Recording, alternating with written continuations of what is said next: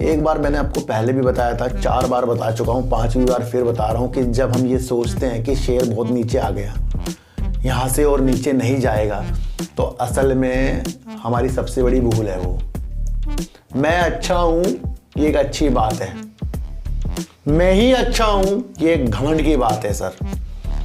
तो जब तक कि हम घमंड छोड़ दिया है, ये एक बिलीव होता है, और इस बिलीव से आप यकीन करना सर, शेयर मार्केट हो या कोई भी हो, आपको पैसा बनेगा, पर आपका साथ देगा। आप खुद सोचो, क्या हम जो गलत कर रहे हैं, क्या हमारे माँ बाप वो साथ दे देंगे हमारे माँ बाप हमें धमकाएंगे, मारेंगे, समझाएंगे। तरीके के कर्ज उतारने के लिए बेच भी सकते हैं, इस पर भी विचार हो रहा है, तो ये हमारे लिए निगेटिव हो गया सर। देखो सर, जब प्रमोटर ही अपनी सारी होल्डिंग को बेच देंगे, शेयर प्राइस को देखकर अपने शेयरों को निकालना और खरीदना सबसे बड़ी विफलता की ओर है हम।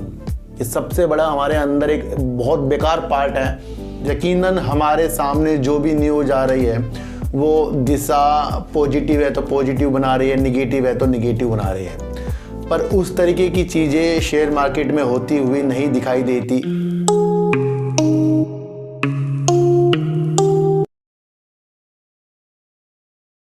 नमस्कार, मैं स्वागत करता हूं आपका अपने ही चैनल पर जिसका नाम है सार्थक बाजार से। आज बात करेंगे एनटीपीसी की, बात करेंगे वेदांता की, और बात करेंगे सर वोडाफोन आइडिया, और बात करेंगे सर रेणुका शुगर की। इन सब की बात करने से पहले मैं आपको एक चीज़ बता दूं कि जब भी किसी शेयर में कोई पॉजिटिव या निगेटिव न्यूज़ आती है तो चलती हुई मार्केट में अपने में थोड़ा सा धैर्य हमें देना चाहिए। यकीनन हमारे सामने जो भी न्यूज़ आ रही है वो दिशा पॉजिटिव है तो पॉजिटिव बना रही है, निगेटिव है तो निगेटिव बना रही है, पर उस तरीके की चीज़ें शेयर मार्केट में होती हुई नहीं दिखाई देती। इसलिए सबसे पहले हमें मार्केट में संयम का ध्यान देना पड़ेगा, क्योंकि हम जब भी किसी ऐसे शेयर पर जिसमें बहुत अच्छी हमारी उज्ज्वलता की निशानी है, यानी कि वो शेयर हमारी नज़रों में बहुत ज़्यादा है, और उसी शेयर में एकदम से कोई पॉजिटिव न्यूज़ आए तो लगता है यार खरीद लें, क्योंकि काफ़ी उसके अंदर सब कुछ अच्छा होने वाला है, पर वैसा होता नहीं।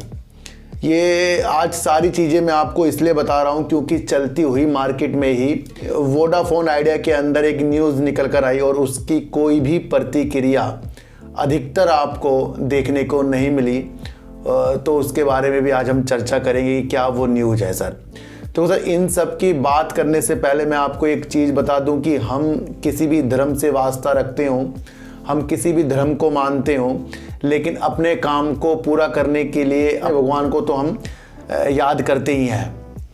ध्यान रखना, अगर हमारे रास्ते बिल्कुल सही हैं, सच्चे हैं, तो हम एक ऐसी चीज़ अपने ऊपर डेवलप कर सकते हैं कि हम अपने भगवान, अपने खुदा को कह सकते हैं, भाई मैं ये काम कर रहा हूँ, अब तुम देख लेना जो होगा। ये एक ऐसी भावना है जो आपको सच्चे दिल से आपके भगवान से आपको मिलाती है। यकीन करना सर, आपका वो काम सफलता की ओर ही जाएगा। अगर आपने कह दिया कि मैं तो एक माध्यम हूँ, करने वाले आप हो, और मैं चाहे शेयर मार्केट में काम कर रहा हूँ, चाहे मैं अपना बिजनेस कर रहा हूँ, चाहे मैं कोई भी चीज़ कर रहा हूँ, मैं ऊपर वाले के नाम से कर रहा हूँ और उसके ही हाथों में मैंने ये काम छोड़ दिया है, ये एक बिलीव होता है। और इस बिलीव से आप यकीन करना सर, शेयर मार्केट हो या कोई भी हो, आपको पैसा बनेगा, पर आपका रास्ता बिल्कुल सही होना चाहिए। ये नहीं कि आपने कोई मरे हुए शेयर में पैसा डाल के और कह रहे भगवान अब आप ही करेगा, जो आपको करना आप ही करना, बस मैंने तो पैसा डाल दिया। कभी ऐसे देखो सर, भगवान कभी गलत का साथ देगा। आप खुद सोचो, क्या हम जो गलत कर रहे हैं, क्या हमारे माँ बाप वो साथ दे देंगे हमारे माँ बाप हमें धमकाएंगे, मारेंगे, समझाएंगे। कभी ऐसे माँ बाप आपने देखे कि जिसका बच्चा कुछ अलग चीज़ करके आ गया हो, ऐसी जो बहुत ही बेकार हो, और उसके माँ बाप उसको तब भी कह रहे हो नहीं तूने बहुत अच्छा किया, नहीं मिलने का। और अगर ऐसे माँ बाप करते हैं तो एक दिन वो इसमें बहुत ज़्यादा पछताते हैं। तो इसलिए जब हमारे माँ बाप ही हमारे काम को जानकर हमारे ऊपर अपनी निर्णय देते हैं कि हमने अच्छा किया या गलत किया, तो फिर भगवान से हम क्यों नहीं आशा करते कि हाँ वो भी हमें देख रहा है। एक शक्ति तो है ना सर, पर वो चीज़ें कुछ लोगों को नहीं समझ में आएगी, क्योंकि वो अपनी लैंग्वेज से बहुत कुछ चीज़ें ख़राब कर देते हैं। क्योंकि कल भी एक कमेंट जो आया था, मुझे बड़ा ही निगेटिव वो कमेंट लगा। मुझे लगता है ऐसे निगेटिव लोगों को मुझे ही ब्लॉक करना पड़ेगा, क्योंकि इनके अंदर दिमाग में कुछ चीज़ें तो आ ही नहीं रही है, समझने वाली चीज़ों को वो समझ नहीं रहे हैं, और वो कुछ भी आगे बढ़ने की मुझे नहीं लगता कि ऐसे व्यक्ति कभी आगे बढ़े। मैं लिख के दे सकता हूँ कि जिसकी लैंग्वेज, जिसकी आदत और जिसकी प्रतिक्रिया सिर्फ अपने आप में खोने की है, मैं अच्छा हूँ ये एक अच्छी बात है, मैं ही अच्छा हूँ ये एक घमंड की बात है सर।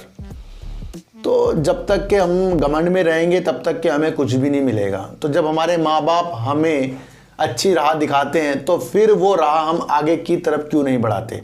तो इसलिए जो भी काम करना है सच्चे दिल से करना है, अच्छा होना चाहिए वो काम, तब आपका भगवान साथ देगा सर। अब बात करेंगे वेदांता की। क्यों वेदांता अपने कर्ज को उतारने के लिए और नया कर्ज लेने के लिए बड़े बातचीत कर रहा है और अंतिम चरणों में अपने कर्ज को उतारने के लिए कर्ज लेने की स्थिति में आ रहा है। वेदांता की मूल कंपनी वेदांता रिसोर्सेज अब जो है 2.5 अरब डॉलर का कर्ज जुटाने के लिए पश्चिम एशिया के विदेशी निवेशकों से बातचीत कर रहा है, और ये निर्णय होने वाला है कि ये चीज़ें वो कर लेगा। अधिकतर वेदांता चाह रहा है, यानी कि अनिल अग्रवाल जी चाह रहे हैं कि वो अपनी कंपनी का किसी तरीके से कर्जा उतारें, लेकिन वो ये भी देख रहे हैं कि वो अपने जो पहले कर्ज उन्होंने ले रखे हैं उसके अंदर उन्हें ज़्यादा ब्याज देना पड़ रहा है। तो उस कर्ज को उतारने के लिए भी एक नया कर्ज ले रहे हैं, यानी कि जहाँ ये ज़्यादा ब्याज दे रहे हैं उससे निपटने के लिए एक नया कर्ज लेने की ये अब विदेशी निवेशकों से बात कर रहे हैं। चलो यहाँ तक तो ये चीज़ें हमें समझ में आ रही है कि ये इनको ज़्यादा ब्याज देना पड़ रहा है, तो ये इस तरीके का कर्ज ले रहे हैं। पर एक आप समझना कि जो भी व्यक्ति कर्ज देगा, पैसा देगा, तो वो तो समय पे अपना पैसा ही मांगेगा, ये तो आपको समझ कर चलना है। और एक तलवार सी कर्ज लेने वाले के ऊपर टिकी रहती है, चाहे आपकी कोई किस्त हो, चाहे इस तरीके का कोई आपने कहीं से कर्जा लिया हो।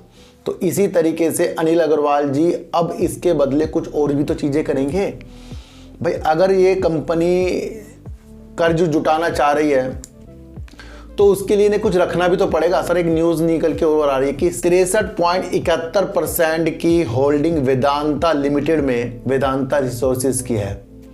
ध्यान रखने वाली बात है कि जो 63.71% प्रोमोटर हैं जो वेदांता रिसोर्सेज हैं, तो वो अपनी होल्डिंग वेदांता लिमिटेड से इस तरीके के कर्ज उतारने के लिए बेच भी सकते हैं, इस पर भी विचार हो रहा है। तो ये हमारे लिए निगेटिव हो गया सर।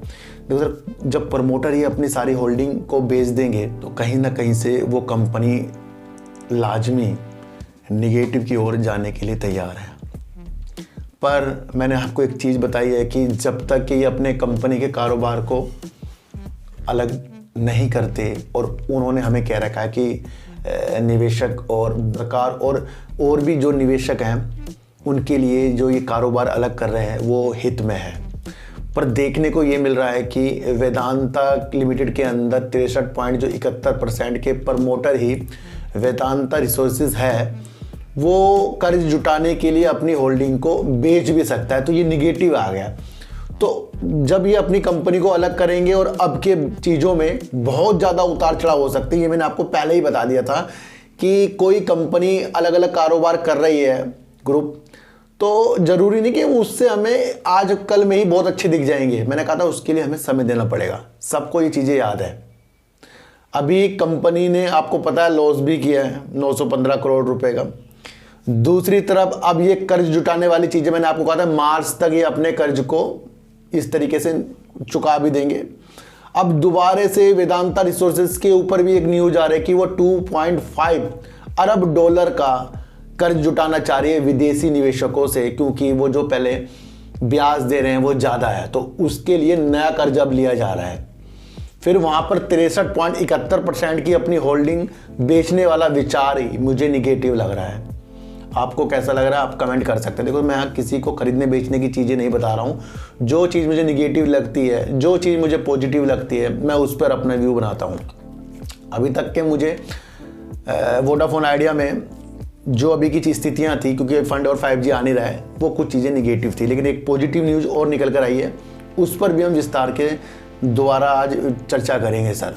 तो यहाँ से आपको ये चीज़ देखने को मिल गई है कि वेदांता जल्दबाजी में शॉर्टबाजी में रखने वाली चीज़ें नहीं है, लंबे समय का विषय बनाना पड़ेगा, क्योंकि यहाँ पर अपनी होल्डिंग को बेचने वाला विचार भी आ रहा है, और वो होंगे जब तक कि ये अपनी कंपनियों को अलग अलग स्थापित नहीं करते। तो उससे पहले तो ये सारी स्थिति आपको झेलना पड़ेगा। एक बार मैंने आपको पहले भी बताया था, 4 बार बता चुका हूँ, 5वीं बार फिर बता रहा हूँ कि जब हम ये सोचते हैं कि शेयर बहुत नीचे आ गया, यहाँ से और नीचे नहीं जाएगा, तो असल में हमारी सबसे बड़ी भूल है वो, जो मैंने आपको पहले भी बताया था। ये कई चीज़ों में चीज़ें लागू हो जाती हैं, चाहे वो आपका अडानी विल्मर हो, चाहे वो आपका वेदांता हो, चाहे फिर वो आपके अडानी के कोई से भी शेयर हो, चाहे अब लाइन आने वाली है सुजलॉन की, तो वो भी आप सोचना कि जब धीरे धीरे वो गिरेगा तो आप सोचोगे अब और नीचे आ गया, अब कहाँ है, कितने नीचे आएगा। तो वो स्थिति कभी भी आ सकती है, वो तो आपको बुझानी पड़ेगी कि उससे हम किस तरीके से उससे निपट सकते हैं। क्योंकि BCG भी इस तरह से धीरे धीरे नीचे आया, MMTC भी धीरे धीरे इस तरह से नीचे आ रहा है। अचानक से नहीं होता कोई, धीरे धीरे होती है हर चीज़ें। तो वो आपको समझना पड़ेगा। वेदांता के लिए ये मेरे हिसाब से जो धन जुटा रहे हैं ये पॉजिटिव हो सकता है, लेकिन अगर वो अपनी होल्डिंग को बेचकर इस तरह से धन जुटाएं तो ये फिलहाल के लिए तो हमारी नेगेटिव न्यूज है, इसे आपको समझकर चलना पड़ेगा। अब बात करते हैं रेणुका शुगर की। सर, रेणुका शुगर ने 206 करोड़ रुपए का लॉस कर दिया, और इससे पहले भी कंपनी लॉस ही कर रही थी। ये तो है नहीं कि कंपनी बहुत प्रॉफिट कर रही थी, लेकिन कंपनी के अंदर के मैनेजमेंट की जो आवाज़ें हैं और जो एथेनॉल में बहुत अच्छा ये काम करने की स्थिति में है, और यूपी में अनामिका शुगर का अधिग्रहण करने वाली स्थितियों के साथ यूपी में अपने कदम बढ़ाने की चीज़ें हैं, कि ये सारी की सारी चीज़ें आपको लॉन्ग में रखने की चीज़ें के साथ नहीं होल्ड करने वाली, या ये सारी चीज़ें आपको शॉर्ट टर्म में तो चीज़ें देखी गई हैं, प्रॉफिट उछाल तो किया है शेयर ने, लेकिन अचानक से जब हमारे सामने रिजल्ट आता है तो हम उस रिजल्ट के लॉस को देखकर टेंशन में आ जाते हैं। क्या अभी एथेनॉल वाली चीज़ पूरी हो गई है?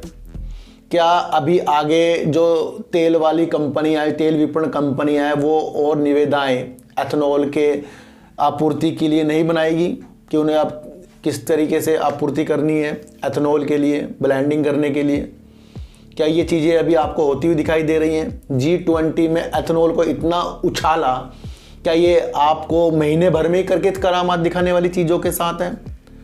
बाहर के देश यहाँ से सीखना चाह रहे हैं, आयात करने की स्थितियों में है कि एथेनॉल किस तरीके से वो अपने देश में भी चला सके। क्या ये 3-4 महीनों की स्थितियाँ हैं?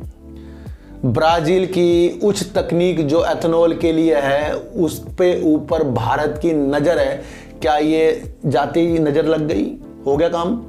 बिल्कुल भी नहीं सर। समझने वाली स्थिति है कि नवंबर से एथेनॉल का सीजन स्टार्ट हुआ है, एथेनॉल का सत्र और चीनी का सत्र। यहाँ से आगे के लिए रणनीतियाँ अलग अलग तरीक़ों से बनाई जाएगी। एथेनॉल पे सबसे ज़्यादा वर्क करने की स्थितियों में कौन आ रहा है? रेणुका शुगर आ रहा है, और वो अभी की हाल ही की स्थितियाँ नहीं, वो आने वाली चीज़ों के साथ होंगी। इस साल मैंने आपको हर बार कहा था कि अपने प्रॉफिट पर विशेष ध्यान देना है, कि अगर आपको लगता है कि कोई शेयर बस चला ही गया तो ज़रूरी नहीं कि वो एंड तक के बहुत ऊपर तक के जाएगा। इस साल बहुत इम्पोर्टेंट हमारे लिए प्रॉफिट इकट्ठा करना हो सकता है, क्योंकि आगे हो रहा है चुनाव, और चुनाव में बहुत सारी चीज़ें भी आ रही हैं। अभी एक न्यूज़ निकल कर आई थी कि अगर ये सरकार नहीं आती तो 25% तक का करेक्शन हो सकता है, मार्केट गिर सकती है। तो ये तो बड़े बड़े लोग सोच रहे हैं। अब बड़े बड़े लोगों के आंखों के आगे क्या आ रहा है? चुनाव आ रहा है। और जब बड़े बड़े लोगों के आंखों आगे चुनाव आ रहा है, और ये स्थिति तो मैंने चुनाव की आपको 6 महीने से बता रहा हूँ, और अब बड़े बड़े लोग उस बात को बता रहे हैं, तो अब हमें संभल कर चलना पड़ेगा। चाहे वो रेलवे के शेयर हो, चाहे वो सरकारी शेयर हो, कोई से भी शेयर हो। तो यहाँ रेणुका शुगर ने 206 करोड़ रुपए का अपना लॉस प्रस्तुत कर दिया। क्या इसकी वजह से इसकी आने वाली चीज़ें ख़त्म? बिल्कुल भी नहीं। कंपनी ने 2564 करोड़ रुपए की सेल सितंबर क्वार्टर में की, जो इससे पहले सितंबर 2022 में 2203 करोड़ रुपए करीब की थी। यानी कि 2203 करोड़ से 2564 करोड़ रुपए इन्होंने अपनी रेवेन्यू को बढ़ाया है साल दर साल। चौंकाने वाली बात आपको ये बता दूं, कोई समझता नहीं, कोई ये चीज़ें समझना नहीं चाहता कि जब कंपनी लॉस तो कर रही है लेकिन उसकी रेवेन्यू बढ़ता जा रहा है, सेल्स बढ़ती जा रही है। देखो सर, प्रॉफिट एक ऐसी चीज़ है, वो तो एक्स्ट्रा इनकम से भी आ सकती है। मैं आपको एक चीज़ बता रहा हूँ, आपको एक समझनी चढ़ेगी चीज़ कि अगर सुजलोन एनर्जी ने कई हज़ार करोड़ का एक बार प्रॉफिट किया था, क्या वो उसने एक्चुअल प्रॉफिट था या उसने कुछ अपनी अलग से आइटम को बेचा था? तो प्रॉफिट तो अपनी अलग से आइटम को बेचने से भी आ सकता है। प्रॉफिट में ज़्यादा खोने का नहीं, खोना किस में है? सेल्स में। और सितंबर 2020 से सितंबर 2023 3 साल का डाटा बता रहा हूं, अभी तक की इनकी सबसे ज़्यादा सेल्स है। उठाकर स्कैनर में देख लेना, क्योंकि अब मैंने स्क्रीन जो लगाता हूं ना, मैंने वो भी लगाना बंद कर दिया है, क्योंकि समझना है। जब तक कि मैं आपको ऐसी चीज़ें नहीं बोलूँगा आप खोजनेगी नहीं उसे। अब मैंने क्या बताया, सितंबर 2020 से सितंबर 2023 अब तक के क्वार्टर तक के इनकी सेल्स देखो। पहले एक बार भी मैं आपको बता दूं, इससे पहले ज़्यादा नहीं हुई है। इस बार इन 3 सालों में सबसे ज़्यादा है, और वो तब है जब चीनी के लिए और एथनॉल के लिए देश प्रगति की ओर है, और आगे जाके वो चीज़ें होंगी जिसके लिए हमारे मोदी जी का सपना है। तो वो सपने तो 2 महीने में पूरे होने ही नहीं। तो ये समझने वाली बात है सर। रिजल्ट को देख के, शेयर प्राइस को देखकर अपने शेयरों को निकालना और ख़रीदना सबसे बड़ी विफलता की ओर है हम। ये सबसे बड़ा हमारे अंदर एक बहुत बेकार पार्ट है कि जब किसी कंपनी, अच्छी कंपनी को देखकर हम अपने दाव लगा रहे हैं, हमने सब कुछ उसके अंदर अपनी रणनीति बनाई, उसके अंदर हमें जब उसका रिजल्ट देखा, उसमें बहुत अच्छा रिजल्ट आ गया तो हम खुश हो गए, उसका रिजल्ट ख़राब हो गया तो हम दुखी हो गए। सर रिजल्ट तो सर रिलायंस पावर का भी ख़राब था, वो तो फिर 10-9 पे तो मिला ही नहीं आपको, तो वो तो और ऊपर आ गया है। तो रिजल्ट देखने के भी नज़रिए बदल दो सर, और सेल्स अपनी ये बढ़ा रहा है। अब बात करेंगे एनटीपीसी की। एनटीपीसी की बात करनी लाजमी अच्छी हो जाती है, क्योंकि एनटीपीसी देश की सबसे बड़ी बिजली उत्पादक इकाई है। देश की सबसे बड़ी बिजली उत्पादक इकाई। बीते दिनों इसकी मंशा मैंने आपको बताई थी कि ये रिन्यूएबल एनर्जी, जो इनकी दूसरी सहायक कंपनी है एनटीपीसी रिन्यूएबल एनर्जी, वो पूर्णतया ग्रीन एनर्जी पे वर्क करेगी। और जिस तरीके से थर्मल पावर से एनटीपीसी बिजली उत्पादन करता है, तो वो अलग अन्य स्रोतों से बिजली उत्पन्न करेगी। तो उसके लिए पवन, सौर, हाइब्रिड, इन तरीकों के तरफ इस कंपनी को बढ़ना पड़ेगा। और मैंने कहा था कि सौर ऊर्जा पे अधिकतर अच्छा काम एनटीपीसी कर रहा है, और उसके लिए ही इसके अंदर अपनी नज़रों को देखो।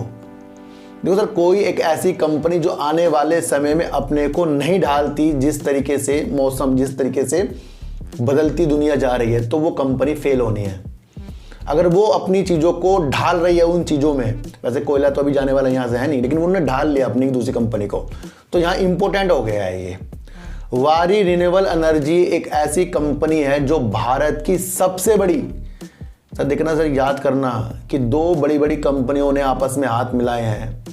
एक तो है बिजली उत्पादक इकाई और दूसरी है सौर मॉड्यूल्स का निर्माण करने वाली देश की सबसे बड़ी 12 गीगावाट क्षमता के साथ सौर ऊर्जा का निर्माण करने वाली कंपनी वारी रिन्यूएबल एनर्जी ने एनटीपीसी के साथ 135 मेगावाट की सौर मॉड्यूल्स की आपूर्ति कराने के लिए हाथ मिलाए हैं।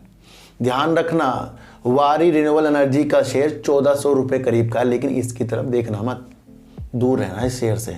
हमें देखना है एनटीपीसी को, क्योंकि एनटीपीसी बेस्ट है और मुझे मजबूत लगता है। भले ही शेयर उसका 1400 रुपये हो, लेकिन एनटीपीसी एक सेफ शेयर है जिसकी तरफ हम इसकी रणनीतियाँ देखनी है, क्योंकि इसने एक बड़ी सौर निर्माता कंपनी से आपूर्ति कराने के लिए, किस लिए, राजस्थान में अपनी इनकी एक परियोजना चलने वाली है, उसके अंदर 135 मेगावाट के सौर मॉड्यूल्स की आपूर्ति करा रहा है रिन्यूएबल एनर्जी के लिए, वारी रिन्यूएबल एनर्जी से।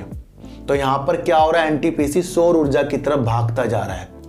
जब बीते दिनों मैंने आपको बताया था, शायद नहीं बताया था, फिर से बता रहा हूँ कि राजस्थान सरकार ने एनटीपीसी को 1500 एकड़ भूमि आवंटित करने की भी मंजूरी दे दी। और वो किस लिए, वो है सौर ऊर्जा में जो इनकी परियोजना चल रही है करीब 500 मेगावाट की, जिसके अंदर जोधपुर और बीकानेर पर भूमि आवंटित की गई है राजस्थान सरकार से। वो किस लिए? सौर ऊर्जा पर। तो सौर ऊर्जा की तरफ हम जब नज़र डालते हैं तो हम सोचते हैं कि दूसरी ऊर्जा ग्लोबल हो गया जी, हम दूसरी कंपनियों को सोच लेते हैं, लेकिन हम नहीं सोच रहे कि कौन किस प्रोजेक्ट के लिए काम कर रहा है। और वो कंपनी काम कर रही है जो देश की सबसे बड़ी बिजली उत्पादक इकाई है। अगर ये कोयले को लगातार काम करे बेस्ट, और अगर कोयला एकदम बंद हो गया तो फिर ये किस तरीके से दूसरी चीज़ में शिफ्ट होंगे। तो ये पहले से अपनी भूमिका बना रहे हैं। तो ये इस तरीके का पार्टनरशिप करना दर्शा रहा है कि ये अपनी परियोजना राजस्थान में चल रही है। उसके लिए वर्करें राजस्थान ने पहले ही 1500 एकड़ भूमि आवंटित कर दी गई है एनटीपीसी के नाम, जो इसकी सहायक कंपनी है एनटीपीसी रिन्यूएबल एनर्जी। तो यहाँ से आपको बेस्ट समझना चाहिए एनटीपीसी, दूसरे शेयर पर नज़र मत रखना। बस मैं इतना बता रहा हूँ आपको। अब बात करेंगे वोडाफोन आइडिया की, और वोडाफोन आइडिया की बात इसलिए भी करेंगे क्योंकि इसके अंदर कुछ आज उज्ज्वलता नहीं हुई, लेकिन होने की उम्मीद थी। काफ़ी लोगों को मेरे पास फ़ोन आए, लेकिन मैंने कहा कि अगर कुछ होना होता तो जल्दबाजी में ही अपर सर्किट लग सकता था, लेकिन इसके अंदर आज अपर सर्किट भी नहीं लगा क्योंकि न्यूज़ बहुत ही बेहतरीन थी। बॉम्बे हाई कोर्ट ने आईटी विभाग को वोडाफोन आइडिया के सन 2016 से 17 के माध्यम से जो उन्होंने 1128 करोड़ रुपए का कर भुगतान किया था उसको रिफंड करने का फैसला बॉम्बे हाई कोर्ट ने सुनाया और आईटी विभाग को इस तरीके के निर्देश दिए। अब यहां से उम्मीद जाग रही है कि जब जिस तरीके से वोडाफोन आइडिया को पैसों की आवश्यकता है तो ये 1128 करोड़ रुपए कम नहीं होते, पर ये अभी मिला तो नहीं ना, इसमें बात हुई है। पर अगर ये चीज़ें फ्यूचर में हो जाए तो ये एक बहुत बेस्ट कड़ी जुड़ गई है वोडाफोन आइडिया के साथ, क्योंकि अगर ये 20,000 करोड़ रुपए भारी निवेशकों से, 2,000 करोड़ रुपए प्रमोटर और 1,128 करोड़ रुपए जो ये इस तरीके का आदेश सुनाया गया तो वोडाफोन आइडिया के लिए ये मजबूती संकेत है। एक चीज़ और बात समझना सर, थोड़ा गिरने के बाद एक मुझे इसके अंदर कुछ लग रहा है कि वोडाफोन आइडिया फिर से पॉजिटिव आने के संकेतों में आ रहा है।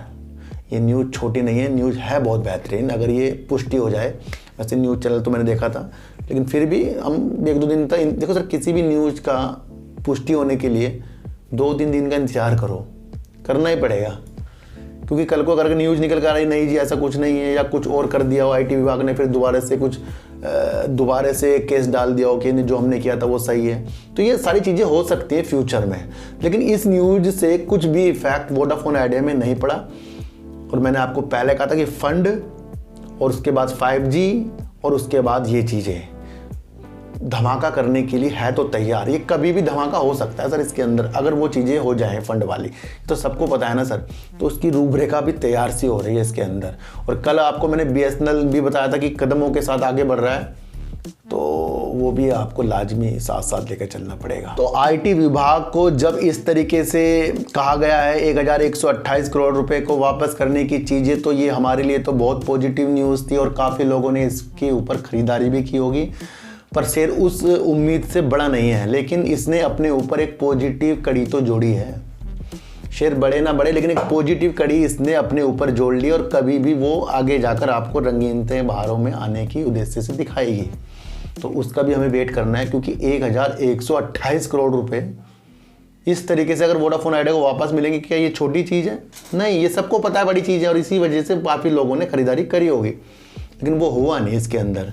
क्यों? क्योंकि इसको एक्चुअल वाला फंड और एक्चुअल वाला 5G का वेट है, उसे वो होना ही होगा। जब तक के होगा तो उसके अंदर हमारी निगाहें टिकी हुई है। तो उससे पहले मैंने आपको कहा था कि अगर ये कुछ करे तो उस पर विशेष ध्यान नहीं देना है, पॉजिटिव संकेत के लिए हमें आगे बढ़ना है।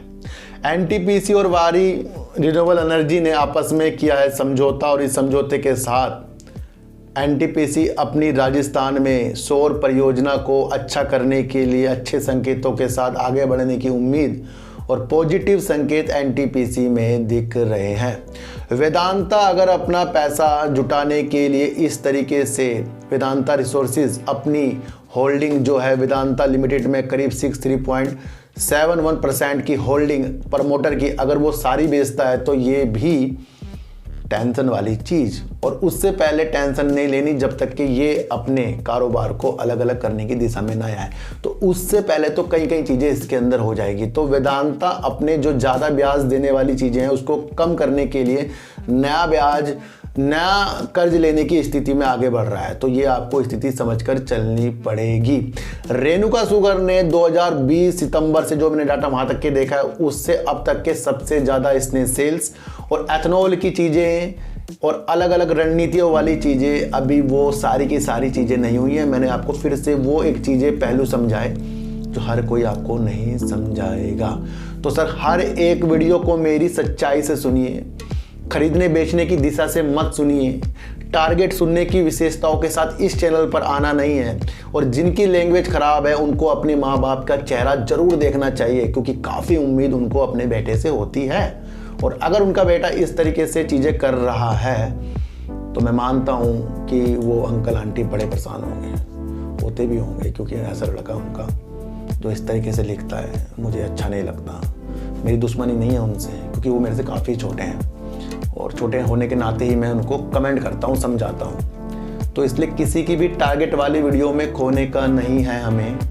सच्ची वीडियो देखिए, सच्ची एनालाइज कीजिए और सारे के सारे फैसले सच्चाई पर चलकर बनाइए और अपने जितने भी काम अच्छे वाले हैं भगवान पर सौंपिए और अपना काम करते जाइए। तो चींटी को हटा दीजिए, गाय को रोटी दीजिए और अपने बच्चों को ज़्यादा से ज़्यादा प्यार कीजिए, क्योंकि बच्चे ही आपकी मासूमियत से किस्मत पलटेंगे। तो फिर मिलेंगे आपसे नए वीडियो के साथ, जब तक के लिए नमस्कार।